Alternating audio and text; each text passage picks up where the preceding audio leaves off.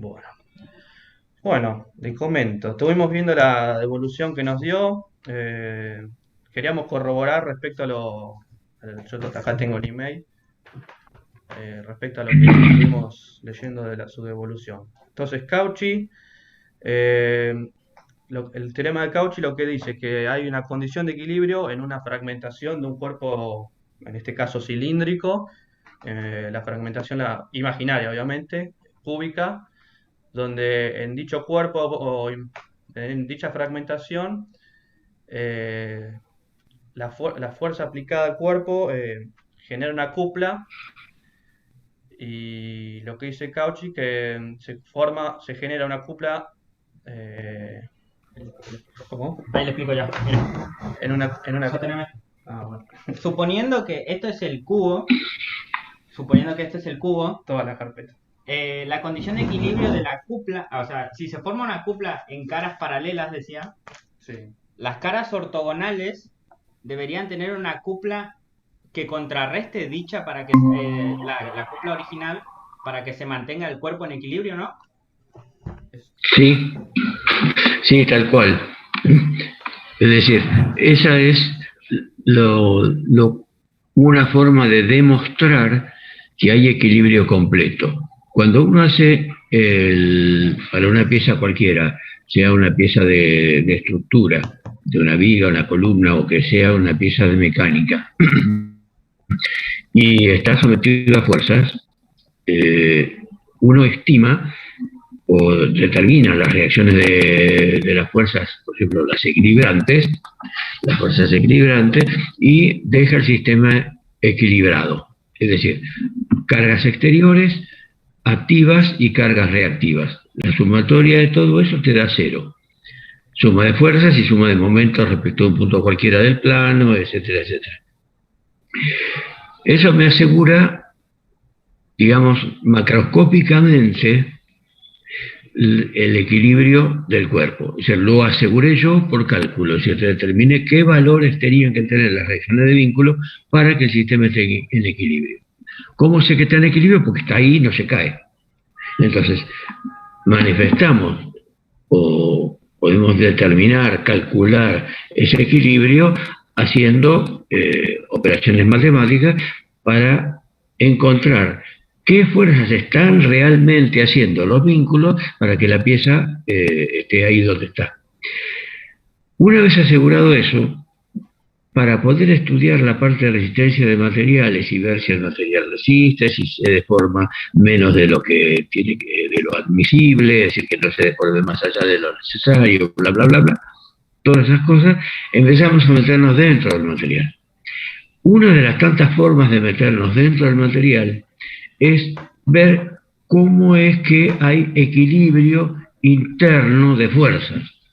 Esos equilibrios de las fuerzas internas, esas fuerzas internas son las tensiones multiplicadas por los diferenciales de superficie, sobre los que actúan esas tensiones, y son esas famosas ecuaciones de equivalencia, es decir, para la solicitación axil, que la sumatoria de las fuercitas en el sentido longitudinal de que la pieza sean iguales al esfuerzo normal, etcétera, etcétera. Pero todo eso es fuerzas. Entonces queda la duda, ¿qué pasa con las cuplas? ¿Qué pasa con las sumatorias de momentos? Internamente, ¿cómo es que aparecen o cómo es que se pone en manifiesto el equilibrio? Porque el equilibrio de las fuercitas internas ya lo manejamos. Son las ecuaciones de equivalencia, de ahí salen las fórmulas de que la tensión sigma para axiles, N, el esfuerzo normal N dividido el área de la sección, que el sigma para un punto en una pieza, de una sección de una pieza transversal, cuando estamos sometidos a inflexión, esa tensión va a estar dada en función de la distancia al eje neutro, por esa fórmula que era el momento de inercia dividido el momento flexor, dividido el momento de inercia por la distancia al eje neutro. Es decir, todas esas cosas surgieron como equilibrio de fuerzas. Cauchy lo que hizo fue decir, ¿qué pasa con los momentos? Es decir, ¿cómo se pone de manifiesto ese esa condición de equilibrio de momentos que ya veníamos asegurando, digamos, o aceptando desde que hicimos las reacciones de vínculo. Entonces, Cauchy lo que estudió fue cómo es que estarían actuando fuerzas que den origen a cuplas. Y esas fuerzas son las tangenciales. Entonces, cuando empezó a estudiar eso, descubrió que las fuercitas tangenciales en un plano, que son las que mostraste recién ahí en el cartón blanco ese, y las de este lado tienen que tener sentidos contrarios, porque estas tienden, es decir, la de acá y la cara paralela, tienden a dar una cupla en este sentido, entonces estas tienen que dar una cupla en sentido contrario. Cuando planteó ese equilibrio de cuplas y empezó a simplificar los factores comunes, las distancias, etcétera, etcétera, le quedó que las tensiones tenían que tener el mismo valor y que concurrían a una arista, y si miraba a otra arista, se separaban de la arista. O sea, o concurren o se separan, y tienen que tener el mismo valor. Eso es lo que descubrió Cauchy cuando, después de que él y otros estudiaron el equilibrio de fuerzas, empezó a pensar, bueno, ¿qué pasa con el equilibrio de momentos? Así que eso es lo que quedó como teorema de Cauchy. Excelente, genial. Bueno, siguiente, ¿qué más habíamos hecho?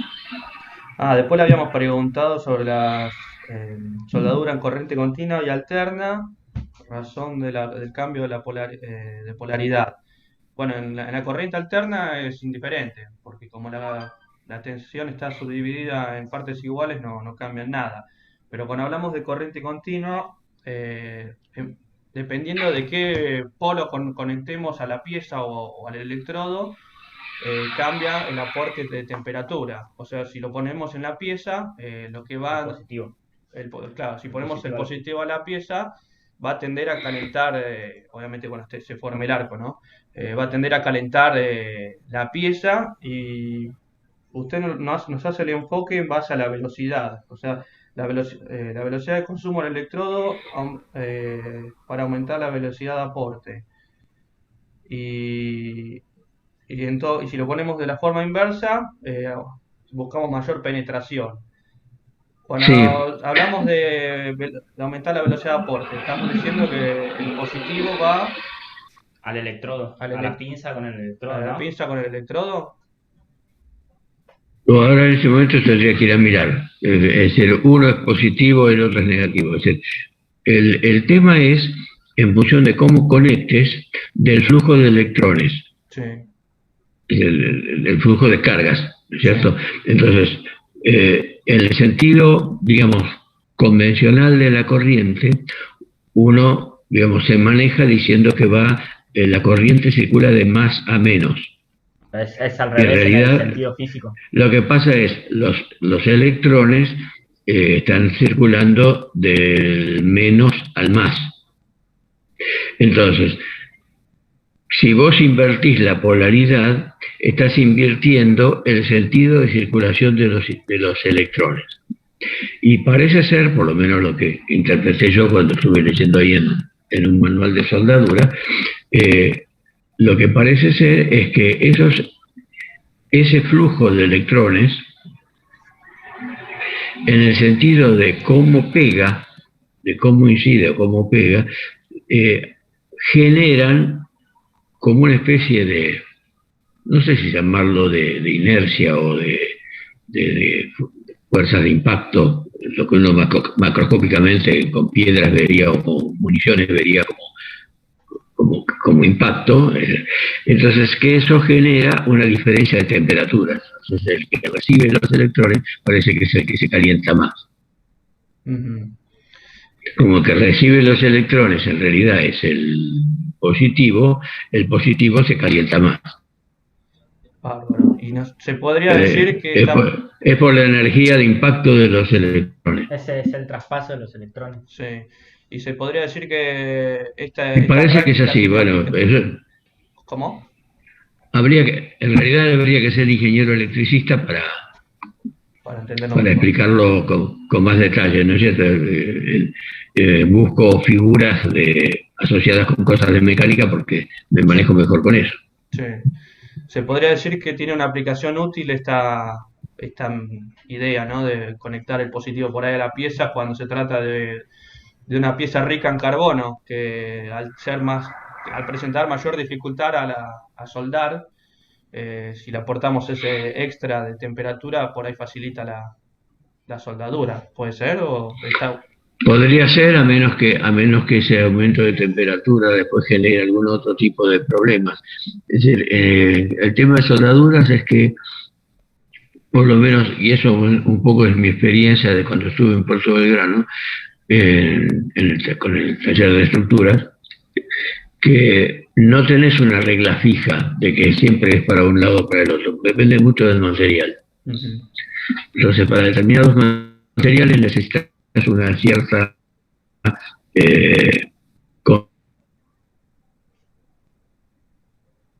consideración, una cierta precaución, una cierta polaridad, por ejemplo. Pero esas son cosas que se van descubriendo para los distintos materiales. En general, la clase, o lo que dije en la clase, se refiere al acero común, que es lo más común que tenemos. No sé si se cortó, me salió el cartelito de conexión inestable a Internet. Sí, se cortó un poquito, pero igual se lo entendió. Repito, ¿se entendió? Ah, bueno, está bien. Es decir, la idea es que, por ejemplo, para el acero, el acero común, el acero al carbono, se encontró que cuando está soldando con una polaridad, aumenta un poco más la penetración y podés ir más hacia la raíz de la soldadura, y de la otra manera que aumenta un poco la velocidad de fusión del electrodo y aportas material un poco más rápido. En general, casi, pero imaginándomelo, ¿no? Es decir, sin estar insistiendo. Si estoy soldando chapas gruesas o perfiles o elementos que son de dimensiones importantes, que son más de 15 milímetros de espesor, uno tendería a pensar, y la práctica normalmente lo indica, que me interesa la mayor penetración. ¿Para qué? Para que no me queden huecos entre las piezas que estoy soldando, que pueden dar lugar después a entallas o a discontinuidades en el material que puedan favorecer una fisura. Entonces lo que me interesa es penetración completa, que es lo que te exige, por ejemplo, los registros para las uniones soldadas, penetración completa. Entonces me interesa más penetración. Si es una chapa fina, a lo mejor si doy mucha penetración, lo que hago es agujerear la chapa.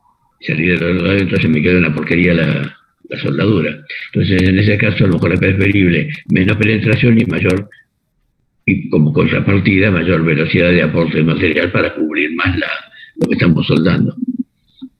Para las cosas gordas, digamos, que manejamos en reparaciones navales, lo que interesa es siempre la penetración.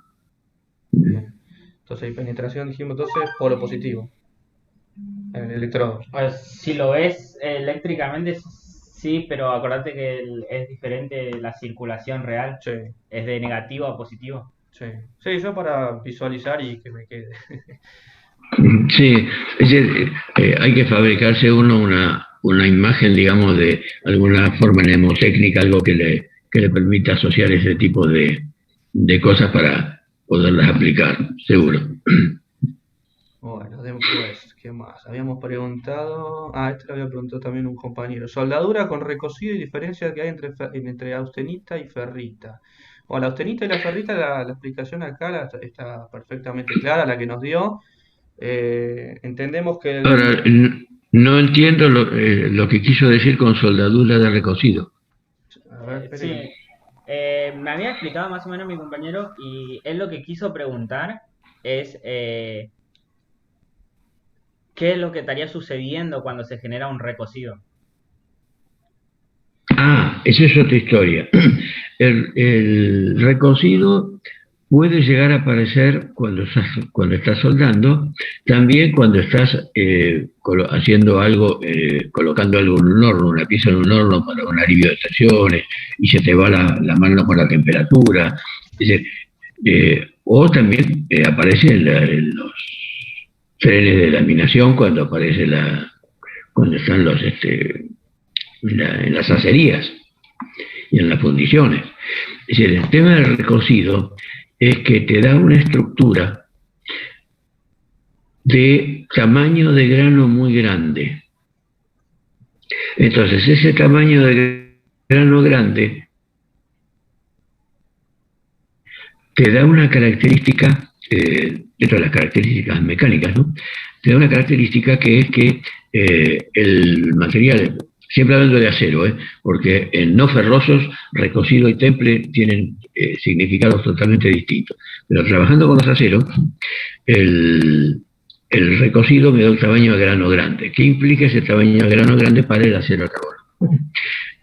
Implica un material muy dúctil, muy maleable. Por ejemplo, el alambre de fardo, lo que se conoce como alambre de fardo, el fierracho común, eso generalmente es recocido. Entonces lo puedes doblar con mucha facilidad, etc. Es muy maleable, se puede deformar con facilidad, pero tiene poca resistencia mecánica. Cuando uno está pensando, por ejemplo, en perfiles doble T para estructura o barras para armar reticulados de estos, para eso que vienen las figuritas, para que se utilizan para los techos de los galpones, las cosas de los supermercados. Entonces, en ese caso, me interesa más la resistencia mecánica. No me interesa que se deforme con tanta facilidad, porque una vez que lo conforme, ya lo que necesito es que no se deforme demasiado cuando está trabajando. Entonces, en ese caso, se prefiere el acero normalizado. Entonces, la chapa, para construir cosas, las bobinas de chapa esa que llevan ahí por retiro, por el carril, la chapa naval, los perfiles, todo ese tipo de cosas, se exige las normas que sea acero normalizado. Ese normalizado, ¿cómo se obtuvo? O sea, ¿qué diferencia entre el recocido y el normalizado? Para que le caiga el otro cadete. El normalizado es una estructura más fina. Hay para el mismo material, el mismo bloque, digamos, tiene muchos más granos, más pequeños. Entonces eso hace que el material tenga menos utilidad, porque es como que el material está más trabado. Porque la ferrita es relativamente fácil de deformar, para lo que es el acero, ¿no? Sí. Es más fácil de deformar el plomo. Pero digamos que, por hacer una comparación con el plomo, por ejemplo, ya que lo mencioné, el plomo vos lo deformas fácil porque los cristales de plomo se deslizan muy fácil unos con respecto a los otros. Entonces lo podés doblar, lo podés martillar, lo empujás, le das la forma que querés. Entonces, en el acero eso pasa con mayor dificultad, pero de cualquier manera, el grano grande permite que los cristales que conforman el grano, que son millones, se deslicen fácil de unos contra respecto a los otros. Entonces tenés un material bastante deformable, que es el alambre de fardo. Si te fijas en otras varillas de acero, inclusive un electrodo de soldadura, que ya viene normalizado, por lo menos, entonces lo que encontrás es que se deforma menos. ¿Por qué? Porque esa deformación, digamos, el deslizamiento entre cristalitos, se sigue dando, pero en cristales más chicos, entonces chocan con otros granos que los tienen en otro plano. Entonces tenés menos cancha como para que haya una deformación en un determinado sentido, porque unos chocan con otros. Siempre hay uno que se deforma. O sea, podés seguir doblando una varilla de material normalizado, pero no tenés esa facilidad por el hecho de que los granos son más chicos. Entonces tenés menos alargamiento específico, menos maleable, pero un límite de resistencia mecánica más alto, que es lo que normalmente te interesa. Entonces siempre se trabaja con material normalizado. ¿Por qué? Porque lo que estás buscando en el material es que tenga resistencia mecánica. más alta. Sí. En algunas piezas, por supuesto, te interesa que sea mucho más duro, lo tengo que templar. Ujú. Tengo que cementar y templar. Entonces ahí estoy buscando otro tipo de estructura gráfica, que sería la martensita, que es simplemente en ese hierro gamma, la autelita, pero a temperatura ambiente. ¿Y cómo lo logro? Con un enfriamiento muy rápido. No le doy tiempo a que libere el carbono y que cambie, cuando cambia de gamma alfa. Entonces retiene carbono, es un cristal de hierro que está reteniendo carbono porque no le dio tiempo a liberarlo. Pero en ese caso no presenta mayor fragilidad porque al bajar la Sí, temperatura los componentes van a tender a buscar separarse y por eso termina siendo mucho, mucho más duro, pero mucho más frágil también. claro, sí, fíjate cualquier pieza templada.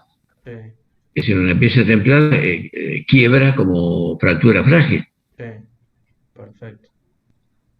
Bien. Por ejemplo, que yo, no sé, Sí, una varilla temperada, o sea, tiene mucha dureza superficial, si ya ni siquiera la podés medir en Brinell porque se deforma demasiado la bolilla y no te mide, tenés que medir con el Rockwell o con Shaw, que es el que son esas con puntas triangulares en el lugar de una bolilla. Entonces esa punta te permite medir durezas que de 500 Brinell, es decir, ya es medio que no tiene mucho sentido medir en esa escala porque la deformación del elemento de medida es demasiado grande. Entonces ahí tenés que pasar a la escala Vickers o a la Shore y ahí sí podés medir la dureza de piezas cementadas y templadas. Dureza superficial. Pero también es más frágil, claro. Ujú. Un ejemplo con el que estábamos tratando de analizar esto ayer, profesor, era como en la antigüedad cuando se forjaban espadas, que al hierro, después de forjarlo, se lo ponía al rojo vivo e inmediatamente se lo echaba a un recipiente con agua helada. Ca- Sí, ahí ya te estarías pasando. Es decir, a veces es en agua y a veces es en aceite. Que, Los japoneses siguen en agua, no necesariamente nada, dependería de las condiciones. Pero ojo, el hierro, cuando vos lo empezabas a fabricar, el- era dulce, es decir, bajo carbono, para que puedas trabajarlo con facilidad. Después de eso, había un proceso de cementado. Es decir, ojo, depende. Es decir, si me fijo en lo que hacían los quincos y eso, realmente no sé si templaban. Es decir, la técnica de cementación y temple llegó a Europa, pero vía los árabes, y había empezado en Oriente, en Japón, básicamente, y un poco en China también. Y las katanas con las que tengo ahí atrás. Esa es de práctica, es de madera, no es de verdad, ojalá fuera. Y es de práctica. Y, y se cementaba. ¿Qué había que hacer? En la superficie incrementarle la cantidad de carbono, pero no una cantidad de carbono que penetrara totalmente, porque el núcleo de ferrita era más amortiguador de golpes y le quitaba un poco de la fragilidad del temple. Entonces los japoneses cementaban frotando la hoja al rojo con paja de arroz. Ujú. Entonces frotaban con paja de arroz, gastaban escobitas de arroz a pasto, pero no importa, el resto de lo que quedaba después de la cosecha, así que algo había que hacer con eso. Entonces, en parte se usaba para esto. Una vez que lo tenía cementado, es decir, se quemaba la paja, pero iba incorporando el carbono, parte del carbono lo iba incorporando al acero rojo. Entonces después de eso ya venía la parte del temple, más toda la parte de decoración artística. Los árabes tomaron eso y eran famosas las espadas de Damasco, las cimitarras de Damasco. Y eso después pasó y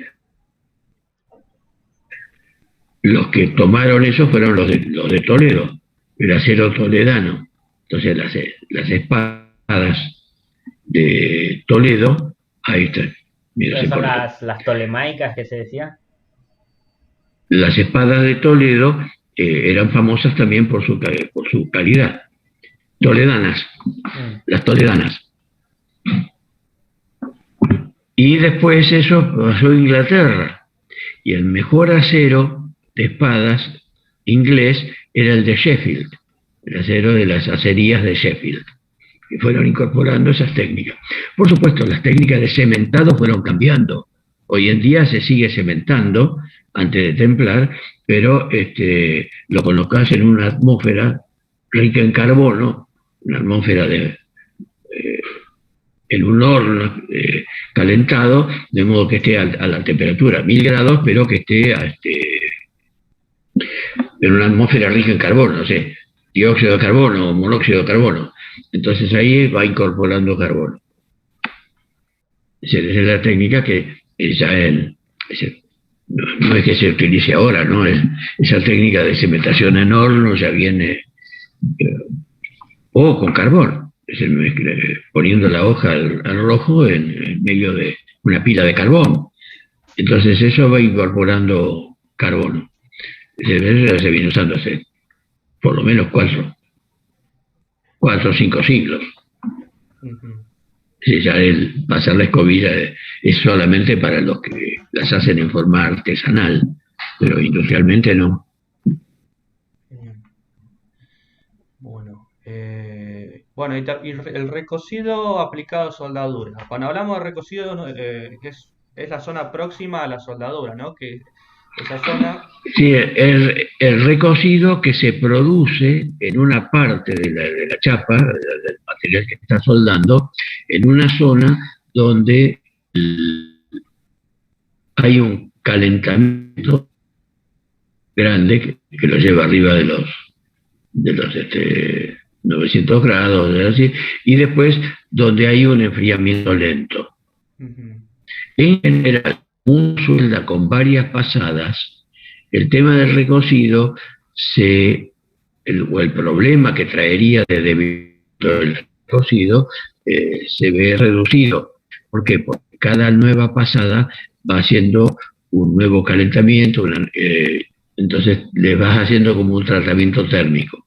Sin embargo, siempre queda una pequeña zona a unos, por ejemplo, si está soldando chapa así a tope, se la costura, o que está soldando un perfil, a unos 2 centímetros más o menos, o centímetro y medio de donde termina el cordón, suele quedar, porque es inevitable, una zona recocida. Ujú. Entonces esa zona recocida hace que cuando haya alguna fractura o algún problema, que se va a romper al lado. Por eso cuando haces un ensayo de una pieza soldada, por ejemplo, si eres una chapa soldada, de chapa así, queda la tirita de chapa que se ve en la fotografía, en los libros, por ahí en internet también. Y vos ves la marca del cordón de soldadura. Cuando se rompe, no se rompe el cordón de soldadura, se rompe por ahí al costadito, Sí. porque es la zona que quedó un poquito más debilitada. Y en esos casos no se puede no se procede a hacer lo que creo que se llamaba sobremonta, que es extender un poco por ahí el cordón de soldadura como para reforzar esa zona que fue expuesta al recocido. Se hace siempre. La zona de la sobremonta se hace, pero de cualquier manera, al aportar más material para el costado, estarías corriendo la zona de recocido. Mm. Es decir, la sobremonta se hace sobre todo por el hecho de que hay que evitar lo que llaman indentaciones, es decir, que queden socavones. Sí, a ver.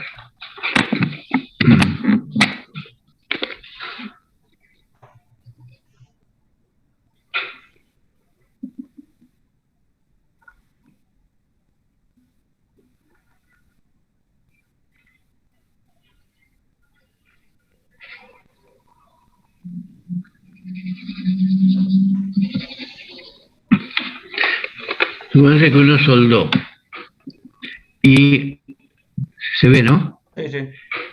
Tenés dos, por ejemplo, dos chapas y tenés el cordón de soldadura. O tenés varias pasadas. Una de un lado, otras del otro, tenés 3 o 4 pasadas. Ujú.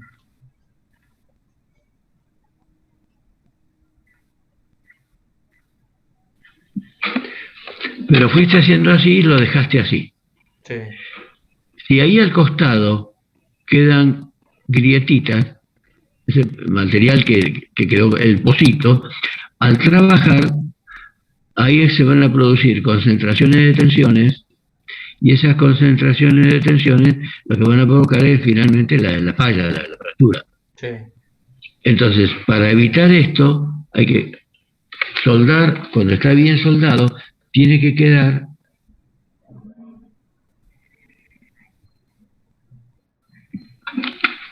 una sobremonta. Es decir, entonces lo que tiene que quedar es que el material sobresalga un poquito por acá.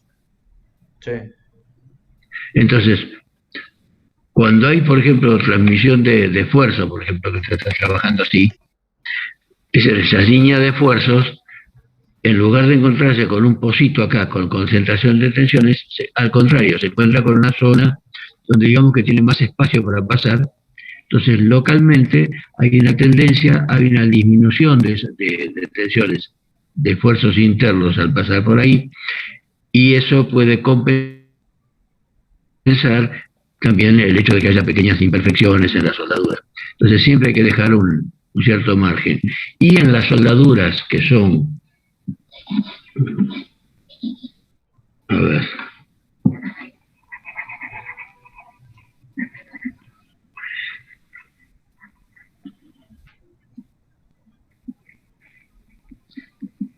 en T, cuando tenemos este tipo de casos, la sobremonta, digamos, es una cierta cantidad de material acá que sirve para que los esfuerzos que vienen y se tienen que redistribuir encuentren una esquina, digamos, como si fuera con ochava, ¿no? Ujú. Que no haya es decir, evitar el ángulo vivo. Sí. Entonces el tamaño mínimo acá de esta sobremonta de este lado tiene que ser tal de asegurar que haya una buena transmisión de esfuerzos o de redistribución de esfuerzos internos y de líneas de fuerza internas como para que no haya problemas acá. Es decir, evitar los problemas. Entonces, por un lado tenemos penetración completa, es decir, llegar hasta acá. Es decir, el cordón que vos das primero de un lado, de raíz, cuando haces la pasada del otro lado tiene que fundir el anterior, o sea, asegurar que acá haya fusión completa.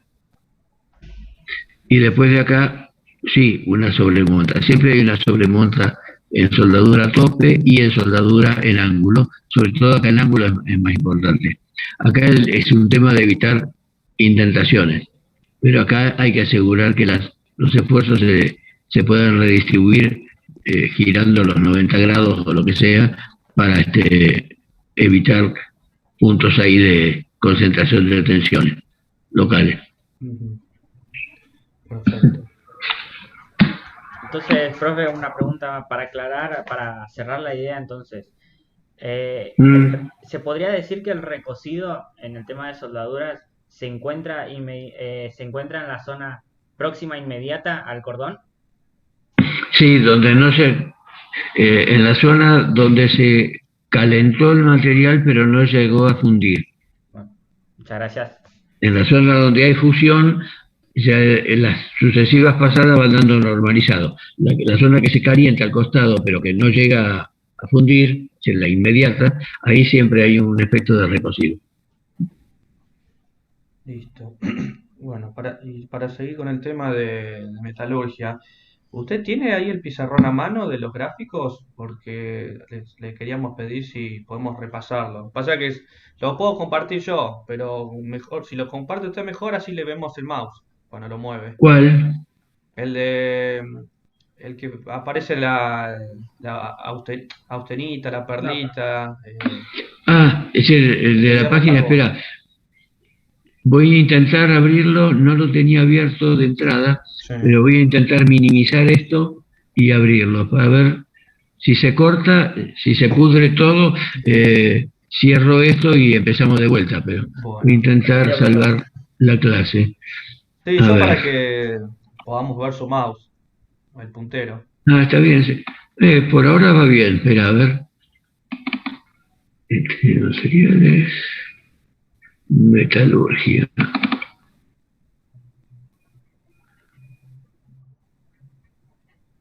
Mm,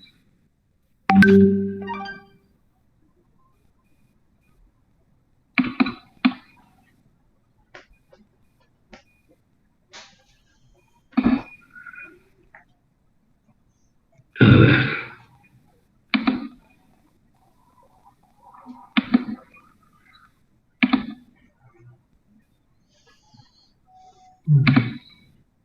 Bueno, ya estamos de vuelta. Eh, Voy a compartir pantalla a ver qué pasa. Bueno.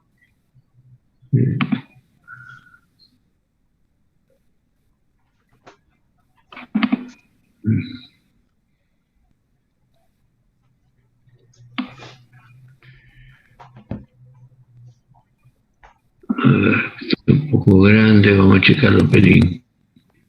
Supongo que la curiosidad era por esto, ¿no? ¿Lo tienen ahí en Exactamente. pantalla? Sí, sí, sí. Bueno, espera que me voy a correr, porque estoy tapando. Bueno, me queda un poquito grande, voy a checar un pelín. Sí, para ver la escala.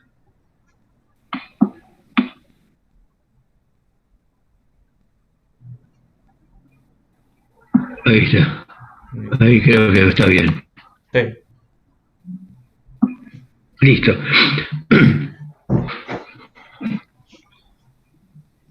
Bueno, la duda puntual es que para ir a ver cómo si lo interpretamos de forma correcta.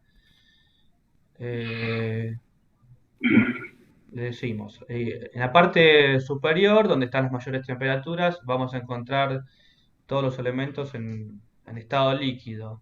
A medida que va bajando, Claro, sí, claro, pero fíjense ustedes que con las aleaciones pasan cosas raras. Es decir, cuando vos tenés hierro puro, el hierro puro funde a 1528, o sea, por arriba de 1528 lo tenés líquido, por debajo ya está pastoso, sí, porque empieza a solidificar. Ahora, cuando lo tenés mezclado con carbono, eh, la temperatura de ese cambio, de ese límite, empieza a cambiar porque depende de la concentración de carbono que tengas. sí, Por eso es que tenés la curva esta. Y se da lo que también se daba en algunos materiales de aleaciones binarias, en las cuales podés llegar a tener una proporción tal en la cual tenés el eutéctico, que es que es la cementita, y ese eutéctico se forma eh, todo completo en una determinada proporción que es 4,3 por ahí. Entonces, y el eutéctico tenía esa característica, no solamente en el caso del, del hierro, el carbono, sino en otras condiciones también, que es la menor de las temperaturas a la cual puede estar el estado líquido. Los dos componentes, cada uno tiene su propio apuro, cada uno tiene su propia temperatura de fusión. sí, Acá para los dibujitos los representé con gris o con blanco, ¿no? O sea, cuando tenemos cementita pura, cuando tenemos cementita pura, que es un compuesto, no es la cementita no es una aleación, es un compuesto químico como podría ser cualquier otro. ujú, Entonces, cuando tenés solamente cementita, si tuvieras solamente cementita, es 6,63% de carbono. Pero acá no es que tengamos el carbono disuelto dentro del hierro. Es decir, lo que tenés es un compuesto químico, sí, como si fuera otra sustancia nueva. ujú, Y Para los 4,3 se forma un eutéctico, y el eutéctico, acuérdense que se formaba por una característica muy particular. Es decir, para esa proporción tiene la particularidad de cambiar de estado y de pasar al estado sólido muy rápidamente. Tan rápidamente que no da lugar a que se separen los componentes. Entonces, cuando llegamos a este punto, con los aceros no llegamos, así no hay problema, porque los aceros siempre es 2% de carbono más. Pero si llegáramos a esto, que puede pasar en una fundición, Sí. lo que te quedaría sería una solución eutéctica. Es decir, ¿qué quiere decir eutéctico? Que se separan los dos, entonces te van a quedar cristales muy chiquititos de un componente, en este caso sería el hierro, y el otro componente, cristales muy chiquititos, todos mezclados. Sí.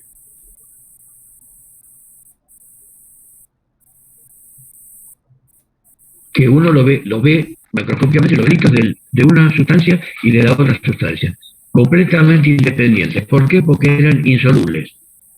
Son insolubles, sí. Entonces no quedan en solución sólida como queda, por ejemplo, el latón. Sí. El latón o los bronces quedan en solución sólida porque quedan mezclados y no pasa nada. Admiten una cierta solubilidad mutua. Pero cuando se da el eutéctico, no. Ahí es donde se da la formación de las agujas, ¿no? No, las agujas son de cementita. Cuando la cementita tiene tiempo de crecer, Ah, tiende a formar agujas. ah, Si no le diera forma de crecer, si no le diera tiempo de crecer, quedarían cristalitos todos chiquitos. mm, Como si fuera molida, la aguja molida, porque no tuvo tiempo de crecer. ujú. Acá las agujas se forman de cementita, acá está líquida, acá no hay, arriba de 1550, la cementita no forma agujas, está líquida. Sí. Cuando empieza a solidificar, fíjate que tiene bastante tiempo, entre 1550 y 1130, de ir formando agujas, Ajá. porque tiene tiempo de crecer, Sí. porque el enfriamiento lógicamente lleva un cierto tiempo. Ujú. Algo parecido pasa, que es lo que se llama eutectoide, que es la perlita, es decir, ahí el eutéctico se llama de burita, Sí. por eso le dejé la L ahí. La P esta de perlita, por el aspecto que tiene, le cambié el color acá para indicar que ya estamos al estado sólido. Está el rojo, pero está sólido. Y en una cierta proporción, 0,8, más o menos 88, dice, por ahí anda, también se produce esa incompatibilidad, y que yo me voy por un lado y yo me voy por el otro. Y todo en muy poco tiempo. Como se produce al estado sólido, no al estado líquido, en lugar de eutéctico, porque se comporta como un eutéctico, pero que en lugar de ser de líquido a sólido, es dentro del estado sólido. Ese es un divorcio dentro del estado sólido. Ya está. Sí. Entonces se lo llamó eutectoide, con las mismas características. Es decir, muy rápidamente, sin dar lugar a difusión, se separan. Entonces, uno por un lado y otro por el otro. Entonces, aquí lo que se produce es una separación. Por un lado ferrita y por el otro lado cementita, Ujú. pero con una característica tal que está representado ahí en esa micrografía observada al microscopio, que se ve así, en el cual los elementos de cementita y de ferrita quedan muy juntitos y muy pequeños, porque lógicamente no tienen tiempo de crecer. Sí. Es decir, si se le da tiempo, los cristales crecen, pero en este caso se produce una ruptura, digamos, un divorcio, y no tiene tiempo de crecer. Entonces queda una estructura donde quedan granos muy chicos con cementita muy dispersa, o sea, no da fragilidad como da en las fundiciones, porque se forman las agujas de cementita y en las puntas de las agujas lógicamente hay concentración de tensiones. Entonces el material queda frágil. Sí. Pero acá la perlita no es frágil, a pesar de que tiene cementita, porque la cementita está finamente dispersa. Y la ferrita también es finamente dispersa. El hecho de que los granos sean chiquitas sería como una especie de hipernormalizado. Los granos chicos de ferrita, si bien la ferrita es útil, no tiene una gran deformabilidad porque los granos son chiquitos y están trabados con otros granos de un material intrínsecamente duro que es la perlita. Entonces no es frágil, no es dúctil, no es maleable y tiene una buena resistencia mecánica. Ahora, normalmente uno trabaja con materiales por debajo del 0,8% de carbono. ¿Por qué? Y porque le conviene tener estos aceros de bajo carbono, porque para construcción y todo lo demás me interesa una cierta maleabilidad para laminar los perfiles, para hacer una serie para fabricar la chapa, laminar la chapa, para poder conformar, plegar, hacer trabajo de taller, ¿no es cierto? Me conviene, plegar en frío me refiero, me conviene disponer de un material de bajo carbono. Entonces eso hace que tenga una razonable resistencia mecánica y una razonable deformabilidad. Ahora, si quiero, por ejemplo, materiales que me sirvan para fabricar algún tipo de herramientas, de corte o lo que sea, sin llegar a aceros aliados, y bueno, entonces ahí me interesa un acero hiperelectroide, porque voy a tener mayor cantidad de cementita, como se ve en la tercera figurita, y tengo más dureza superficial. Y para, por ejemplo,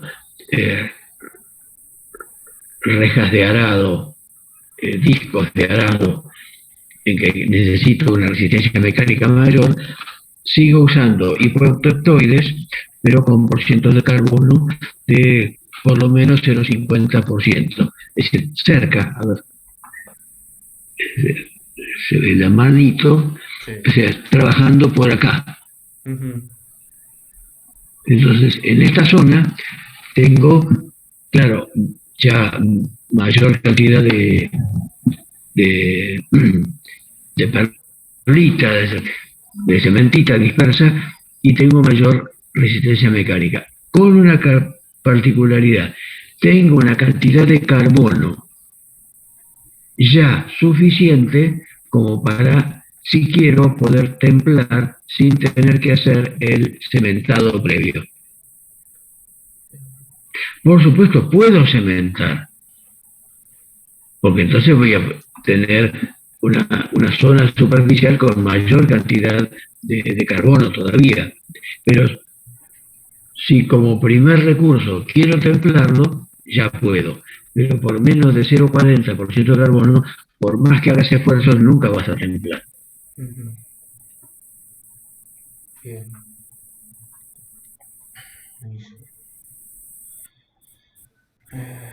Y en ese punto, además, como dato extra, no presentan características magnéticas, ¿no? Por tratarse de hierro gamma, ¿puede ser? Cuando tenés hierro gamma, a temperatura ambiente no es magnético. Es lo que sucede, por ejemplo, con algunos aceros inoxidables, que son austeníticos y que son antimagnéticos, amagnéticos. Y después hay algunos aceros inoxidables, depende del aliante que tengan, ¿no? Cuando es cromo, el aliante, en cantidades importantes, el el acero es inoxidable, pero no, sí es magnético. Genial. Es decir, el cromo en la jerga de los metalúrgicos es alfágeno, porque tiende a favorecer la formación de hierro alfa. En cambio, el níquel, por ejemplo, es gamágeno, es decir, tiende a favorecer la retención de la austenita a temperatura ambiente. Perfecto. ¿Había alguna duda más? No, esto creo que no. A ver. La ferrita y está bien. Como metalurgia creo que está entonces, sí. Bueno, y después lo de Euler, que sí, ahí pusimos dos preguntas que son básicamente lo mismo. Dice, rozamiento de poleas en caso de cavirones. ¿Funciona en base al ángulo que abarca? Sí. Funciona en base al ángulo al ángulo de abrace y a la fricción propia de los materiales en contacto. Sí, Bueno, espera un cachito. ¿Podemos dejar de compartir pantalla? sí, sí. ¿Ya no es necesaria esa? Listo.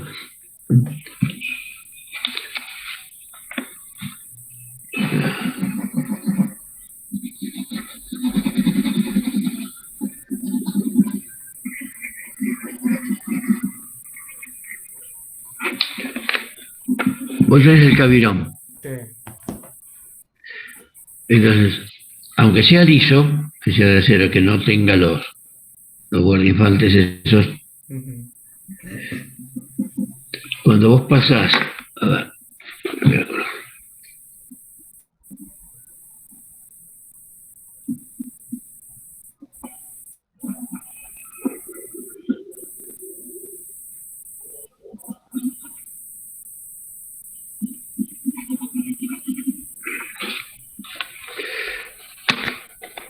si le das una vuelta al cabo o al cable, realmente es un cabo, son cabos. Un cable chico podría funcionar, pero en general esto lo haces con nylon o polipropileno o los de fibra vegetal, no de yute, de cáñamo, etc. Sí. Si aseguras una vuelta completa, por lo menos, o dos vueltas completas, entonces lo que vas a tener ahí es una adherencia mayor, porque estás multiplicando la diferencia entre estas dos tensiones. La diferencia entre estas dos tensiones es en función del coeficiente de rozamiento y del ángulo de abrace.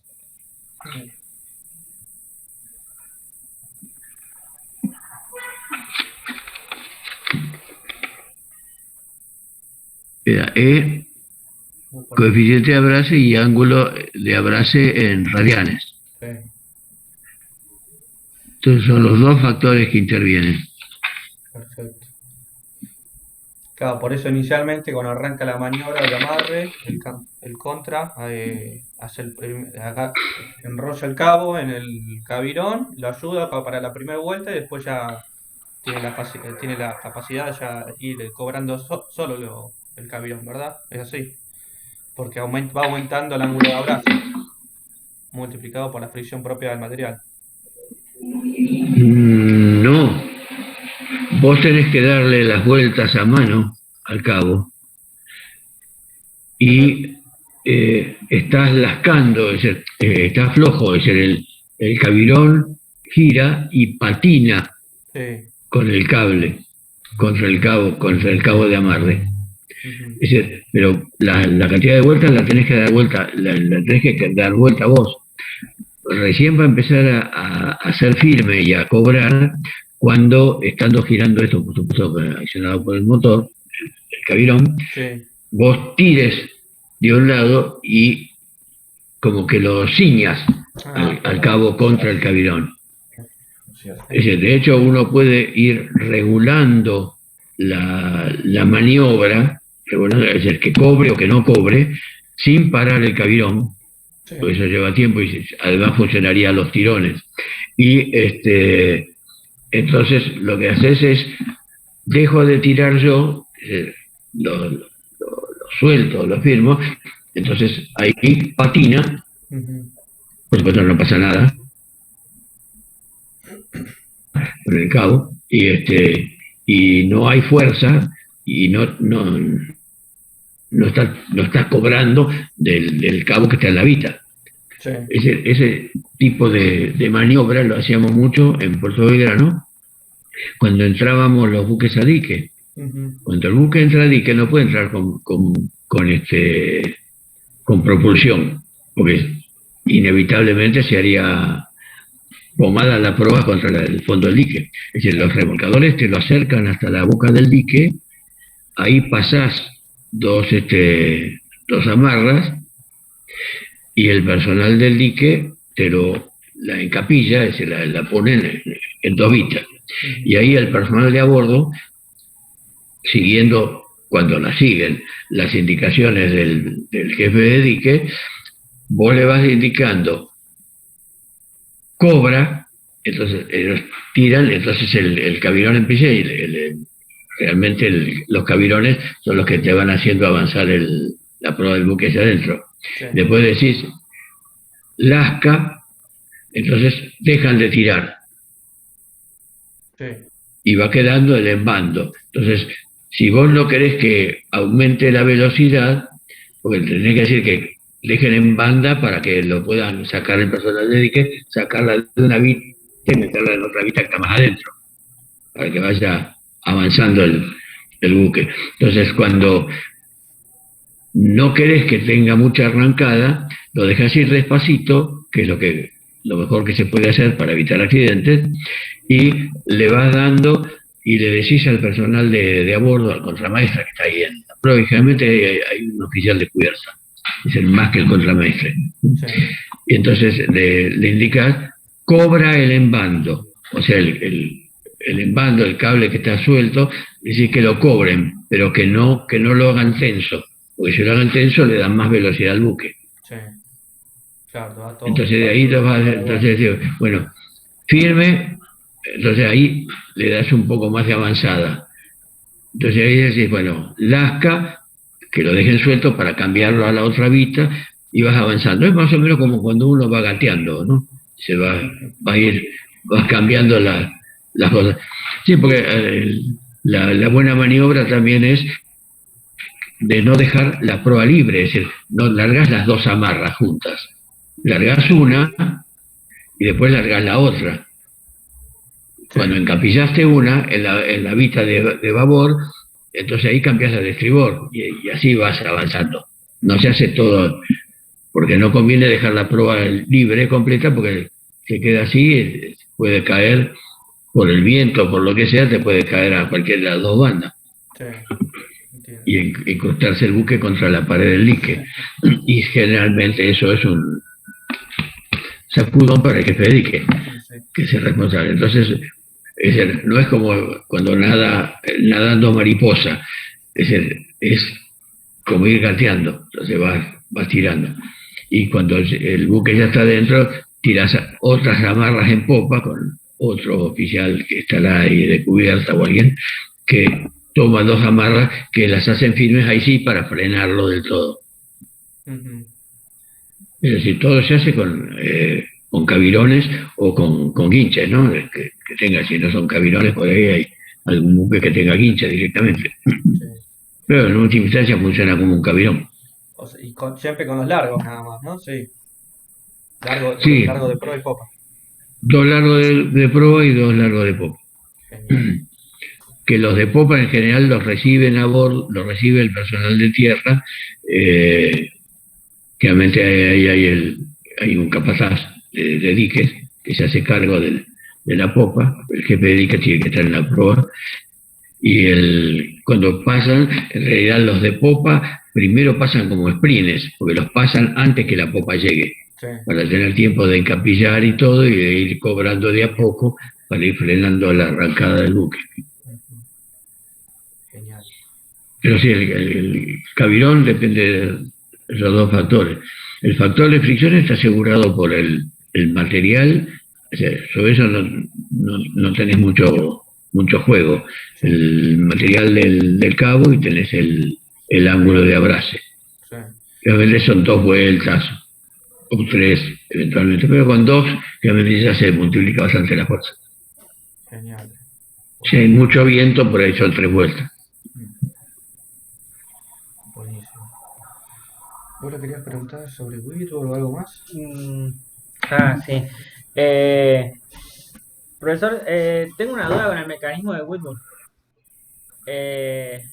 Usted en su pizarrón dice que el retroceso es más rápido que la carrera de avance. Sí, y si estuviste en el taller, lo habrás visto en las limadoras. No, los talleres tuvimos que haberlo dado el año pasado, pero por el COVID no se pudo. Ah, La carrera de retroceso abarca el ángulo de arriba o el ángulo de abajo. Basándose en el el ejemplo ángulo, que digamos.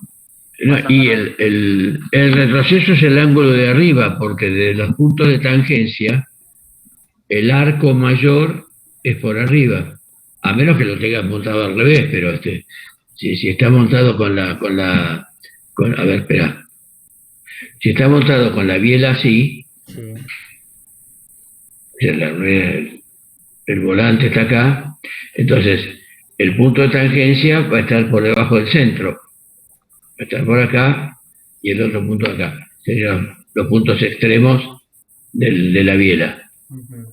¿Está bien? Sí, sí, Después el torpedo estaría moviendo, o la sierra, si es un serrucho mecánico, estarían trabajando en ese sentido. Entonces, cuando la manivela se trabaja de acá para acá,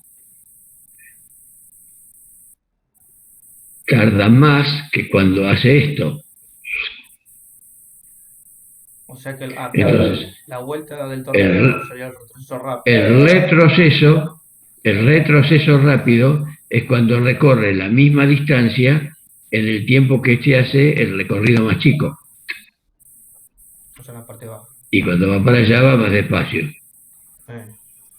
Y ahora vuelve. Ujú. Entonces la carrera de trabajo es esta, la más larga, por arriba. Y la del retroceso es cuando va por abajo. ¿Viste que te dije? Sí. Porque recorre Porque el menos. tiempo, no, porque el tema es que el tiempo que este da la vuelta es el mismo. Sí. Pues el número de vueltas, la velocidad de rotación es constante. Entonces vos tenés velocidad de rotación constante y vas viendo. Entonces, desde aquí hasta aquí, por aquí abajo, son menos segundos que para ir de acá hasta acá. Pero el recorrido que hace este transversal es el mismo, porque va desde un punto extremo al otro. Sí. O sea, el ángulo. Más o menos. El ángulo menor, que sería el retroceso, obviamente tiene que relación con el vínculo que tiene de la biela. No, el ángulo es el mismo. El ángulo es el mismo, porque es el ángulo que va desde acá hasta acá. O sea, el ángulo es el mismo. Pero digamos que el tiempo que lleva en ir en el mismo ángulo, suponete que el ángulo fuera de 30 grados. Son 30 grados así, despacito. Y acá, los mismos 30 grados, pero vuelve rápido. Sí. Y si yo cambio. El ángulo de la biela es el mismo. Perfecto. Si yo cambio, en ese mismo ejemplo, si cambio el vínculo, si en lugar de tenerlo en la parte baja, lo tengo en un lateral, ahí va a cambiar, no se va a mantener. No, El si torpedo lo no mantiene tuvieras el mismo lugar. así, el mecanismo sería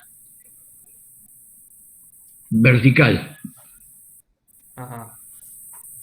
Cambiaría la dirección del torpedo. Perfecto. Claro, cambiaría la dirección del elemento del torpedo. Listo. No sé dónde lo podría usar esto. Para una Sí, no, bomba yo para sacar agua, entenderlo bien. para sacar agua o una cosa así, o para las cigüeñas de petróleo, pero parece que las cigüeñas de petróleo trabajan con la misma velocidad para abajo y para arriba, o sea, no son de Whitworth. Sí.